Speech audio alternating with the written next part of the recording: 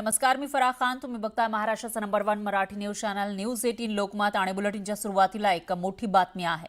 राज्यातील 29 महापालिकांमध्ये दोन्ही राष्ट्रवादी काँग्रेस पक्ष एकत्र येण्याबाबत चर्चा जोर धरतीये.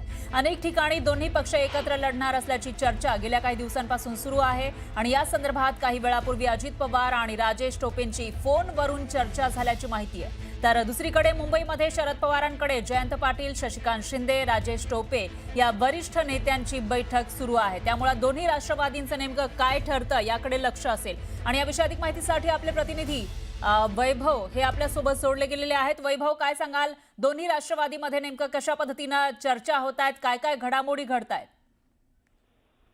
फराह, महापालिकेच्या निवडणुकांच्या पार्श्वभूमीवर राज्यातल्या त्याचबरोबर पुण्यातल्या आणि पिंपरी चिंचवड या दोन महत्वाच्या महापालिका जिथे राष्ट्रवादीचं प्राबल्य राहिलेलं आहे नेहमी.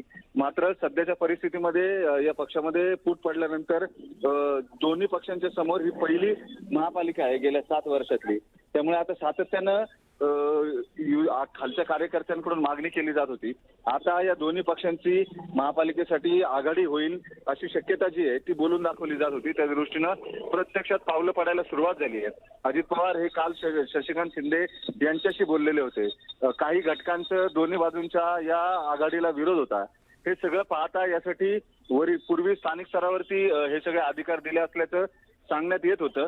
मात्र आता या सगळ्या संदर्भात शरद पवारांच्या घरी एक बैठक सुरू आहे, ज्याच्यामध्ये जयंत पाटील, शशिकांत शिंदे, त्यांच्या बरोबर राजेश टोपे या सगळ्यांसोबत शरद पवार यांची बैठक सुरू आहे. आणि राज्यातल्या या महापालिकांमध्ये अजित पवार यांच्यासोबत आघाडी करायची की नाही यावर चर्चा सुरू होती. ही चर्चा सुरू असतानाच राजेश टोपे यांच्या फोनवरून अजित पवार यांची चर्चा या सगळ्यांबरोबर झाल्याची माहिती मिळते. आणि आज साधारणपणे शक्यता आहे पुणे आणि पिंपरी चिंचवडसाठी दोन्ही राष्ट्रवादी एकत्रित येण्याची घोषणा जी आहे, आघाडीची घोषणा जी आहे ती केली जाण्याची शक्यता आहे. तशा चर्चा ज्या आहेत त्या जवळपास पूर्ण झालेल्या आहेत.